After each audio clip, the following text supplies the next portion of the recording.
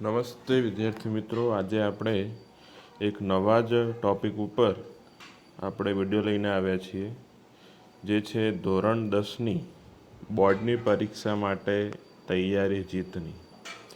કારણ કે જો હમણાંથી જ તમે તૈયારી શરૂ કરશો તો જ તમને જો ધોરણ 10ની જે બોર્ડની પરીક્ષા આવવાની છે માર્ચ મહિનામાં, એમાં તમે સારી એવી સફળતા છે એ તમે પ્રાપ્ત કરી શકો છો. તો સૌપ્રથમ એની માટે તમારે કરવાનું શું છે?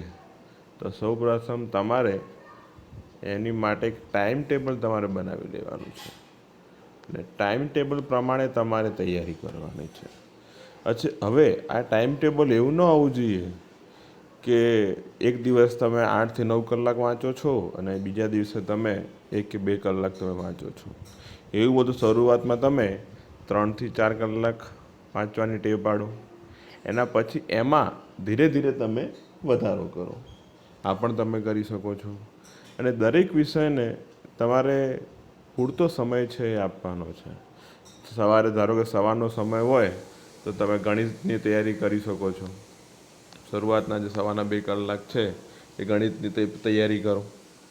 એના પછી એવો વિષય લઈ લો જેમાં તમારે વાંચવાનું અને લખવાનું ઓછું હોય. ગુજરાતી છે, હિન્દી છે, એ તમે લઈ શકો છો.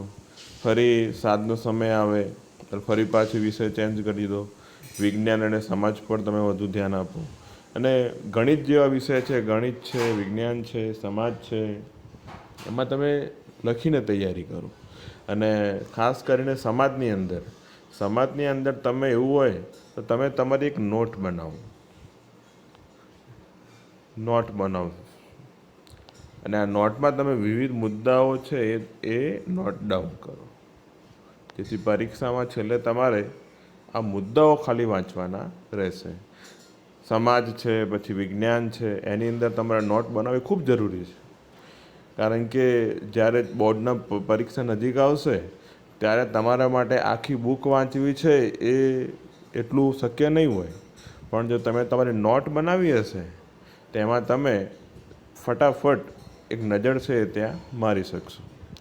હવે એવું જ ગણિત માટે બી કરવાની જરૂર છે કે ગણિત માટે તમે એક નોટ બનાવી દો અને ગણિતની અંદર જો બધા સૂત્રો આવે છે, બધી રીતનો એક એક દાખલો છે એમાં તમે લખી દો, જેથી એની અંદર તમારે ફક્ત શું કરવાનું રહેશે, છેલ્લે એ રીત તમારે જોવાની રહેશે.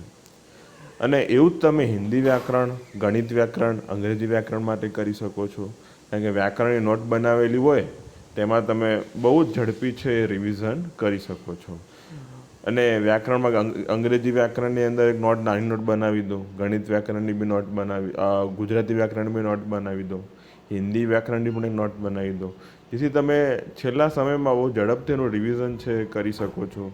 અને આ સમય એવો છે જ્યાં તમે પોતાના નિબંધ લખવાની પ્રેક્ટિસ પણ કરી શકો છો કે રેગ્યુલર ધારો કે એક નિબંધ હું આજે ગુજરાતીમાં લખીશ તો કાલે હું નિબંધ છે હિન્દીમાં લખીશ ને પછી પાછું એક નિબંધ છે હું ઇંગ્લિશમાં લખીશ.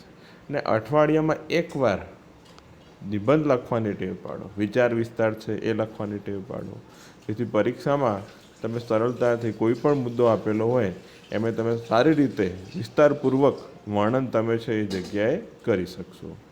તો એની માટે સૌપ્રથમ તમારે શું કરવાનું છે, ટાઈમ ટેબલ બનાવવાનું છે. ટાઈમ ટેબલ માટે તમારે મિનિમમ સવારે 6 વાગે ઉઠવું જોઈએ. મિનિમમ કહું છું, વહેલા ઉઠો તો બહુ સારું કહેવાય.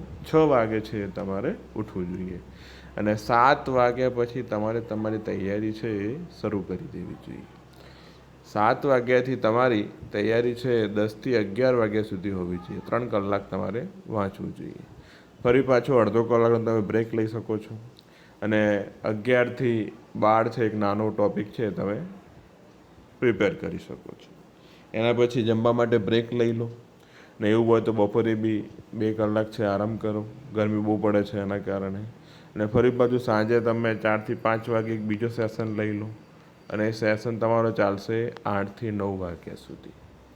તો 4 થી 5 વાગ્યાનું જે સેશન ચાલુ થશે એ 8 વાગ્યા સુધી તમે એક બીજો સેશન છે એમાં તૈયારી કરી શકો છો. હવે જો તમારે રાત્રે વાંચવું હોય તો 1 કલાક બીજું તમે વાંચી શકો છો. 9 થી 10 છે એ તમે રીડિંગ છે એ કરી શકો છો.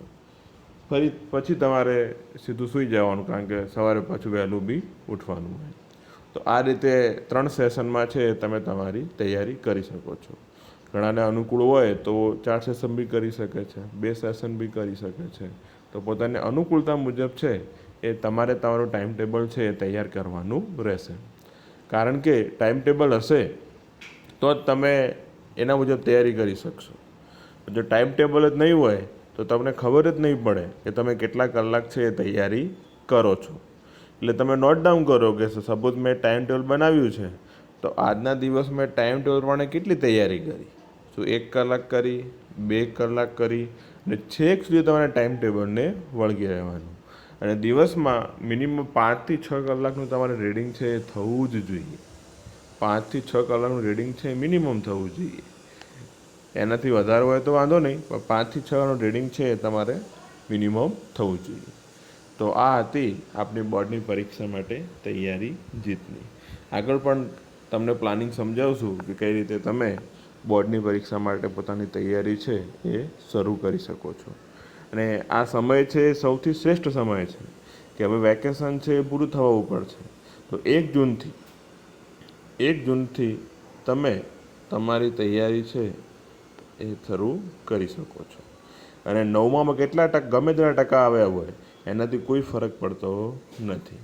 અગર 9માં 50% આવ્યા હોય તો એ 10મામાં વિદ્યાર્થી છે 90% પણ લાવી શકો છે. એટલે 9માનું ટકા તમારે કોઈ ધ્યાનમાં લેવાના નથી. એક નવી જ તૈયારી છે એ તમારે શરૂ કરવાની છે.